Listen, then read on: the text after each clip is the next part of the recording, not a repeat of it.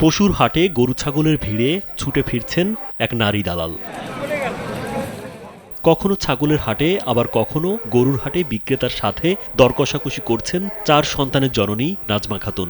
এই হাটে গরু অনেকগুলা দরদাম করতেছে, উনি কিনতেছে। তার মেয়ে মানুষ গরু কিনতেছে ভালো, কারণ কিনা যদি ব্যবসা করতে পারে, কর্ম করে খাইলে তাতে কোনো সমস্যা নাই। পশুর হাটে এই নারী দালালের দৌড়ঝাঁপ দেখে অবাক হয়ে তাকিয়ে থাকেন সবাই। সব হাটে আমি ঘুরছি, কিন্তু কখনো মহিলা ওই ব্যাপারী আমি দেখি নাই। জীবনের তাগিদে কখনো গার্মেন্টস কর্মী, কখনো আবার উকিলের সহচর হিসেবে কাজ করেছেন নাজমা। 5 বছর গার্মেন্টস চাকরি করছি, বাচ্চা কাচ্চা ছোট ছিল তখন। আমি হুতার তার চয়ে দেখছি, মেশিনও চালাবে পারছি।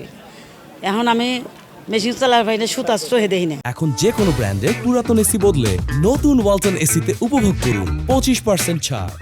জীবনের নানান চড়াই উতরাই পেরিয়ে নাজমা অবশেষে পেশা হিসেবে বেছে নিয়েছেন কোরবানির পশুর হাটে দালালের কাজ। আমি 15 বছর হলো আমি গরু কিনি, ছাগল কিনি, গরু ব্যবসা করি এবং মানুষের গরু বিক্রি করে দিলেও আমার টাকা দেয়।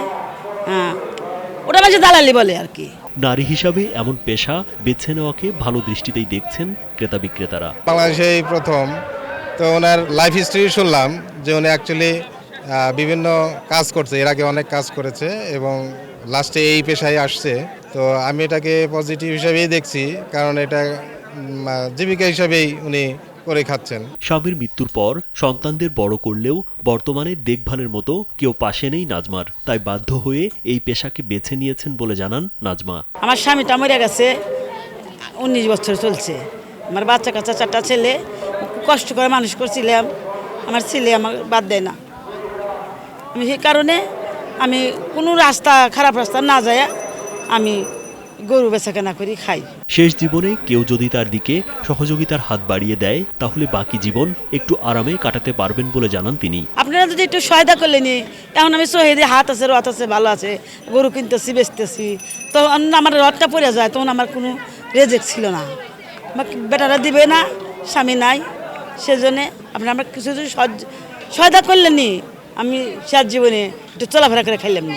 সিরাজগঞ্জের গবাদি পশুর হাটগুলোতে গেলে নাজমার গবাদি পশু কেনাবেচার এমন চিত্র চোখে পড়ে। মহিলা ব্যাপারী দেখি নাই, শুধু পুরুষ ব্যাপারী দেখছি। ঠিক আছে, এই মহিলা ব্যাপারী যে গরু কিনতে আসছে, এর মাধ্যমে আমাদের দেশে যে নারী পুরুষের একটা সমান অধিকার, এটা নিশ্চিত হয়েছে। নারী হয়েও জীবনের কাছে হার মানেননি বলেই এ পেশায় নিয়োজিত হয়েছে বলে জানিয়েছেন অনেকেই। একজন মহিলা মানুষ হয়ে এই সংগ্রামের পথটা বেছে নিয়ে সম্ভবত তার কোনো উপার্জনের কোনো বিকল্প নাই বলেই এই রাস্তায় আসছে। নাজমার এমন জীবন সংগ্রাম সবাইকে অবাক করলেও এখন পর্যন্ত সহযোগিতার হাত বাড়িয়ে দেয়নি কেউ। রাজীব বিশ্বাস, কালবেলা।